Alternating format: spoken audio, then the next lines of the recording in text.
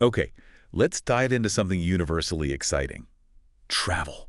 Ah, yes. Specifically, travel bucket lists. Mhm. We've got this fantastic stack of sources you sent us, and wow, they cover They everything. really do. Global destinations, these incredible natural wonders, Yeah. deep dives into culture, affordable trips, even ways to escape the crowds. It's all in there. Quite the mix. So our mission in this deep dive, Okay. to unpack all of it together, we'll pull out the most interesting insights, the little nuggets from these sources, helping us navigate this, well, this wealth of travel dreams you've laid out for us. Absolutely. And what's really fascinating looking through this material you sent is how it presents such diverse perspectives on what makes a trip truly bucket list worthy. Mm. It covers the iconic spots, the ones that feel like they're on everyone's radar, Mhm. but it also points us towards some really off the beaten path gems. So Right. the goal is really to understand the essence of what these places offer, but specifically as seen through the lens of the sources you've shared. Let's explore. All right, so where do these sources say people are dreaming of most right now? Let's start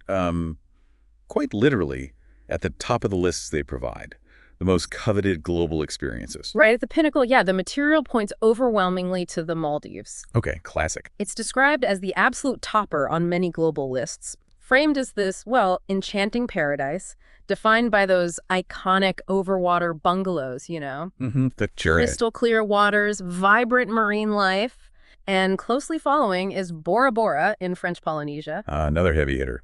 also ranking incredibly high, noted for its own stunning overwater bungalows, beautiful coral reefs, and just a breathtaking lagoon. These are definitely presented as the ultimate vision of sort of idyllic tropical paradise. The classic overwater bungalow dream.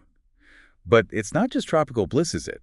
This stack you sent is full of global icons, too, the kind of landmarks that feel almost, well, mythical until you see them. Exactly. The sources shift from serene islands to places just charged with history or natural power. Yeah. Getting splashed at Niagara Falls comes up, described as this awe-inspiring experience, thundering waters right there on the U.S.-Canada border. You really feel it, I bet. The material highlights boat tours like the Maid of the Mist as the quintessential way to feel that power up close. Okay.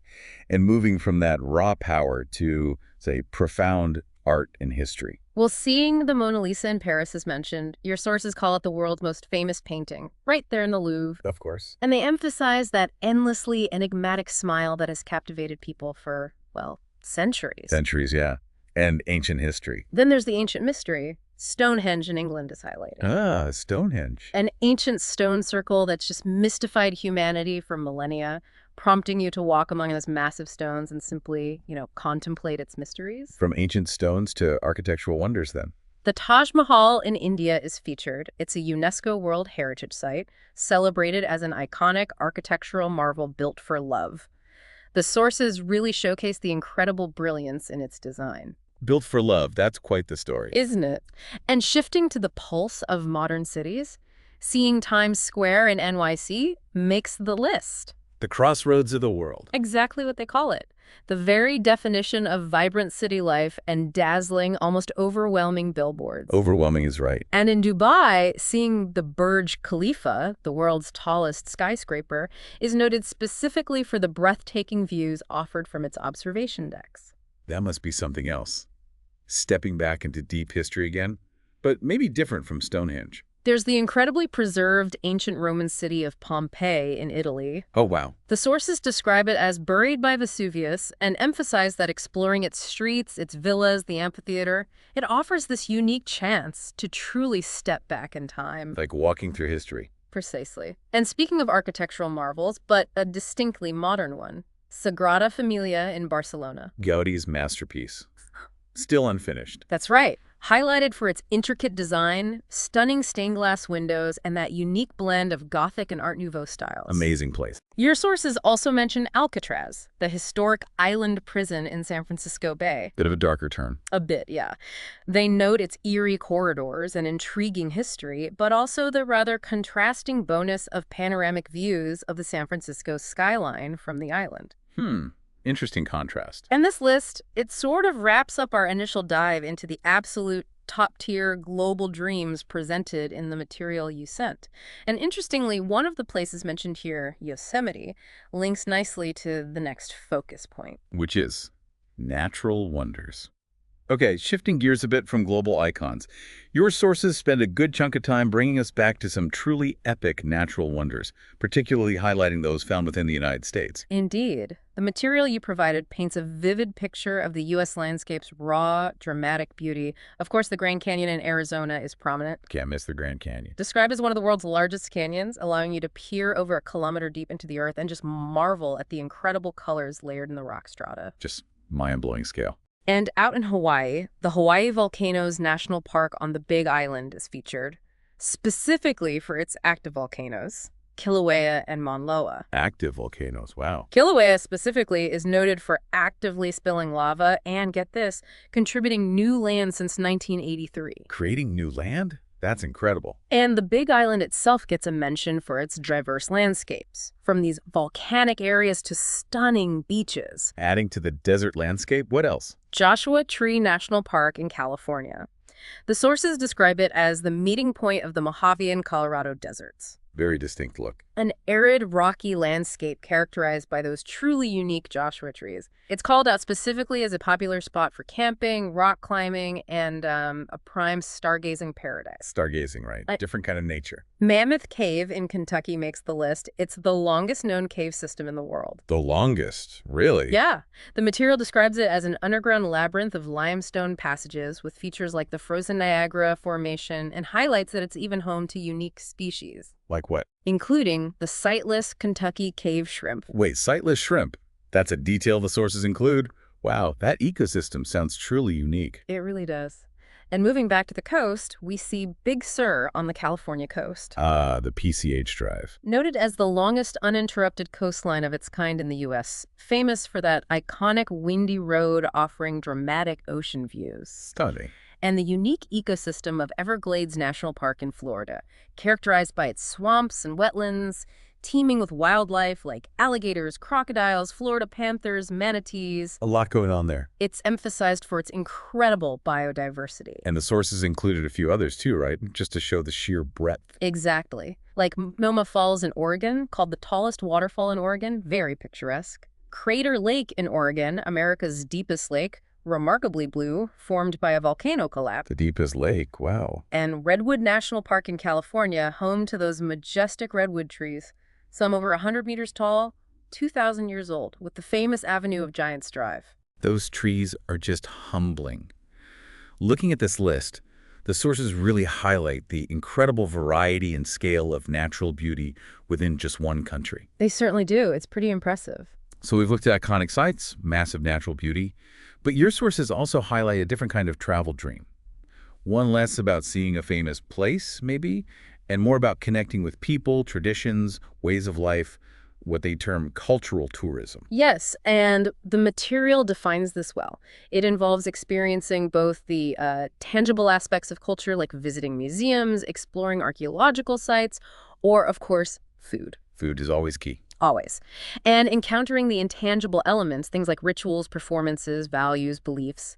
The sources point out potential benefits to this type of travel. Like what? Such as helping to preserve heritage and skills, protecting historical sites, and generating social and environmental benefits through supporting local enterprises. That's important. But they also raise important questions around authenticity and the potential commodification of culture when it becomes a tourist product. Right, that tension between authentic engagement and, well, tourism is really interesting, isn't it? So where do the sources point to for these deep cultural dives? They offer a global tour of rich cultural experiences. Colombia's Antioquia department is described as a fascinating melange of indigenous and colonial influences, home to the distinct Paisas culture. Paisas culture, okay. The material highlights its cuisine, like the hearty bandeja paisa. Sounds filling. Oh, yeah. Its colorful small towns or pueblos, and specific experiences like the San Alejo Handicraft Market, where you can see traditional products being made, and tours of Comuna 13 in Medellin, highlighting the city's past and cultural revitalization through street art and music.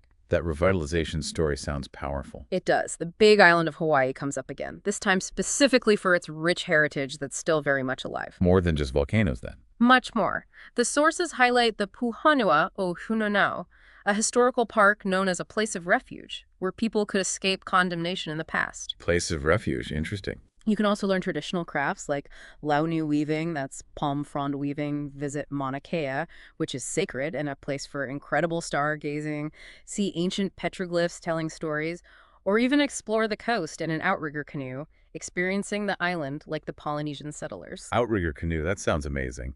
What about the U.S. mainland? New Orleans, or Orleans Parish, is featured for its truly unique heritage blend. French, Spanish, Cajun, Creole influences all mixed together. A real melting pot. Known, of course, for Mardi Gras, but also its delicious Cajun cuisine and beautiful Spanish colonial architecture. In south of the border. Oaxaca, Mexico, is described as a major cultural hub and a food capital where indigenous culture is very visible. Food capital noted. Zapotec weaving is highlighted as a sought-after craft, and the city is called out as a top destination for Dia de los Muertos celebrations with its parades and altars. Day of the Dead, right? The sources emphasize delving into Oaxacan cuisine with a food tour or cooking class, visiting a Zapotec village like Teotihuacan del Valle, or enjoying mezcal tasting right where the agave grows. Mezcal tasting at the source. Okay. Further afield, Europe. Greece is naturally mentioned for its legacy of ancient history and mythology. The sources highlight specific cultural experiences like attending festivals. Like what? Mentioning Orthodox Easter in Corfu with its unique traditions like throwing clay pots. Also a mythology tour in Athens and exploring the Athens Central Market for a gastronomic experience or cookery class. Throwing pots. Okay, what about somewhere maybe less expected? Russia's rich culture is explored through specific experiences the sources describe, like visiting a banya that's a high-humidity sauna ritual with felt hats and birch twigs, followed by a cold plunge. Whoa, intense. Seeing a ballet at the world-renowned Bolshoi Theater, experiencing New Year's Eve as the biggest holiday with its move traditions, and sampling distinct Russian cuisine like pelmeni, borscht, serniki, caviar, and vodka. A whole sensory experience. Then there's Bhutan, presented as a nation of crafters known for its colorful building decals featuring auspicious signs and its unique concept of gross national happiness. Gross national happiness, always fascinating. Experiences include attending a Chechu ceremony to see traditional performances and the unveiling of a massive religious banner, or thanka, visiting the Choki Traditional Art School to see students practicing traditional crafts. That sounds inspiring. And noting the prominent phallus symbols in Punaka associated with a historical figure and believed to ward off slander and bring fertility and good luck. The specific detail the sources certainly don't shy away from. Wow. No, they don't. Oman is called culturally authentic, showing Arabian, East African, and South Asian influences. Authentic is a strong word. It is. You can explore fragrant souks in Muscat and Nizwa, maybe focusing on rose petals or frankincense. Visit a Dao workshop in Sur to see traditional wooden boat building without glue or nails. No nails. How? Ingenious traditional techniques. Or experience Bedouin desert camps with folk music and Omani food in tent lodgings. Sounds immersive. Yeah. And North Africa. Morocco is highlighted for its incredibly hospitable culture and diverse influences: Roman, Jewish, Berber, Arabic, etc. A real crossroads. The sources mention exploring its imperial cities and coastal towns, staying in ryads, trying the world-famous cuisine, tagines, couscous, sweet biscuits, perhaps via a cooking class. Tagines. And they emphasize the pivotal tradition of serving mint tea as a symbol of hospitality, even calling the serving process a kind of theater. The mint tea ceremony, right. And this is just a snapshot. The sources also point to cultural depth in places like Rajasthan, India, mentioning its history, art, dance, music, the unique Pushkar camel fair. Camel fair. Sarawak, Malaysia, with indigenous Iban culture, longhouses, textiles. Timor-Leste, known for taste weaving and sacred houses called Umalulik. Cambodia, highlighting spirituality, apsara performance, handicrafts. So much diversity. Japan, with experiences like ryokans, geisha culture, tea ceremonies. Uzbekistan and its Silk Road heritage, the French Basque Country, Bosnia and Herzegovina, and Northern Europe's Arctic regions exploring Sami culture. It really underscores the incredible variety of human experience available globally as reflected in the material you've provided. It's clear that cultural can mean so many different fascinating things depending on where you go. Now let's talk about another important aspect your sources cover. The idea that many bucket list dreams are actually more accessible than we might think. Yeah, the budget question. Exactly. And some even offer a chance to actively escape the usual tourist crush. Absolutely. Several destinations are specifically called out in the material as surprisingly affordable. Portugal's coastline, for example, Portugal, okay. noted as flying delightfully under the radar compared to neighbors like Spain or France. The sources highlight affordable lodging, even mentioning beachside in the Algarve for under $100 a night. Under $100. Beachside, that's specific. It is, plus cheaper food, transit, and low attraction fees. Thailand is practically synonymous with affordable travel in the material, where you can experience significant luxury even on a budget. Thailand's always on those lists. The Canadian Rockies offer truly epic mountain views that are surprisingly doable on a budget. Really? The Rockies? Yeah, with cheaper lodging options near the parks, possibilities for camping or vans, modest park fees, and plenty of free activities like hiking and wildlife spotting. Visiting in the shoulder season is highlighted for extra savings. Good tip. Mexico City is described as a cultural treasure trove that's very light on spending. Think tacos for under $1. Cold. Incredibly cheap museums, affordable rentals, and a very inexpensive metro system, plus affordable day trips to places like Teotihuacan or the Frida Kahlo House. Wait, beachfront in the Algarve for under $100. That's a specific number the sources give. That really makes the affordable claim concrete. It does. It gives you a tangible benchmark, doesn't it? Morocco comes up again, highlighted as more affordable than perceived. Morocco again. Offering adventure, color, and culture, where even multi-day desert tours can cost less than a night in a big city hotel elsewhere. That's a good comparison. Greece, while some spots are famously pricey, has off-the-beaten-path islands like Naxos, Paros, or Saros, Less famous Greek islands. which the sources say offer the same stunning scenery as the famous ones, but are cheaper, less crowded, cater more to locals, and are accessible via local ferries. Smart travel. And U.S. national parks are praised for offering world-class scenery on a budget. Low entrance fees, cheap camping, affordable gear rentals, revisiting places like Joshua Tree or Zion as examples of this value. So dream trips don't always require a trust fund. Phew. And on the flip side, the sources also point to places where the very appeal is getting away from the crowds. Yes, that's a key thread for a certain kind of traveler. The Gobi Desert in Mongolia is highlighted Mongolia, wow. as a prime place to truly disconnect, escape, and experience vast, uninterrupted nature and historic nomadic land. Touring there, the sources suggest you can feel incredibly spacious, almost alone for miles due to its sheer size. Just vast emptiness. Pretty much. New Zealand's Great Walks are mentioned as a way to venture deeper into remote landscapes via epic hiking tracks, Those famous hikes? taking you specifically away from typical tourist areas, though they require planning for mountain huts. Need to book ahead, right? Salar de Uyuni in Bolivia, the world's largest salt flat. Despite its popularity, it doesn't feel overcrowded because of its vastness. The salt flats. Touring it, the material suggests, can feel like exploring another planet due to the sheer lack of people dominating the landscape. Like another planet, yeah. The Galapagos Islands in Ecuador are noted for their remoteness and cost, which inherently helps limit tourist numbers. Nature's gatekeeping almost. Sort of. The sources point out that cruise tours have limited group sizes, and the government specifically restricts the number of boats allowed at various sites, making for a unique wildlife experience with relatively few other visitors around. Controlled access. Easter Island in Chile is described as a very remote island where you can explore the unique Rapa Nui culture relatively alone. The Moai statues. Exactly. And you can explore, the sources suggest, by quad bike, car, or bicycle, and enjoy incredible stargazing with virtually no light pollution. Exploring Easter Island alone by quad bike? That sounds like a unique way the sources suggest experiencing that remoteness. It really captures the feeling of solitude the sources associate with that place, I think.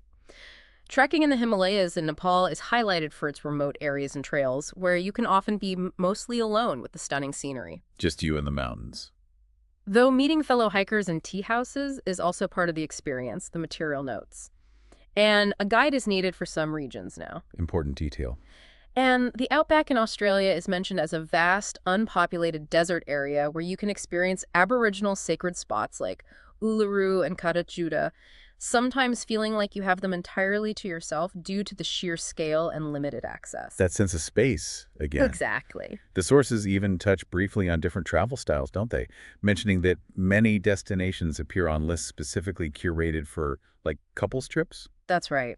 While we've discussed many places already for their general appeal, the material highlights how spots like Bora Bora, which we mentioned early, Back to Bora Bora. Santorini, Maui in Hawaii, the Cape Peninsula in South Africa, the Exumas in the Bahamas, Turks and Caicos, Cappadocia in Turkey, Hot air balloons. Serengeti in Tanzania, the Seychelles, Machu Picchu in Peru, Costa Rica, Rajasthan in India, Fiji, and the Phi Phi Islands in Thailand. They're often specifically featured as particularly romantic or excellent for couples. Why is that, according to the sources? This is often attributed in the sources to their inherent beauty, luxurious options, unique shared experiences, or opportunities for adventure together. It just serves as another way to filter and shape a bucket list based on who you're traveling with. Makes sense. Wow. So we've taken this incredible journey just reviewing the sources you sent, from those iconic overwater bungalows and global landmarks Yeah. to the depths of U.S. nature, vibrant cultures across continents, places that are surprisingly budget-friendly, and remote spots to truly get away from it all. It's just an incredible breadth of possibility presented here. It really is. Yeah. And connecting this back to your desire to be well-informed, these sources provide such a valuable shortcut, don't they? They really do. They don't just list places. They offer specific details and examples. The sightless cave shrimp, the process of palm frond weaving, the taste of bandeja paisa, the feel of space in the Gobi. Those little details stick with you. These specific details, which are pulled directly from the material you provided, make the destinations come alive and clearly demonstrate the immense variety of experiences available globally. It shows there's a bucket list trip fitting wildly different interests, budgets, and desired levels of solitude. And the sources even offer really practical tips for cultural immersion that you can apply almost anywhere in the world based on what they highlight. Yeah, some good takeaways there. Things like doing your research beforehand, actively seeking out local festivals and events, making an effort to eat local food wherever you go, Always eat local. considering a homestay for deeper connection, taking a class or workshop related to a local craft or skill, learning a few basic words of the language as a sign of respect. Shows you care. Shopping locally to support artisans, consciously slowing down your pace to allow for spontaneous moments, going your own way away from the main tourist trails when possible, and not being afraid to ask questions to locals with genuine curiosity. That emphasis on cultural exchange and giving back, not just consuming, is a strong underlying message in the cultural sections of the sources. It's about engaging respectfully and contributing positively to the places you visit. Well, that was a truly fascinating deep dive into your stack of sources on travel bucket lists. Thank you so much for sharing them with us. Our pleasure. And as you think about all these incredible possibilities we've just explored, drawn directly from the material you provided from the world's most popular sites to remote natural wonders and deeply personal cultural encounters, ask yourself, based on everything you've heard from these sources, what does your ultimate travel bucket list truly look like, uniquely shaped by your interests? And perhaps more importantly, what's just one single concrete step you could take this week towards making even just one of those dreams a reality, building on what you've learned here today?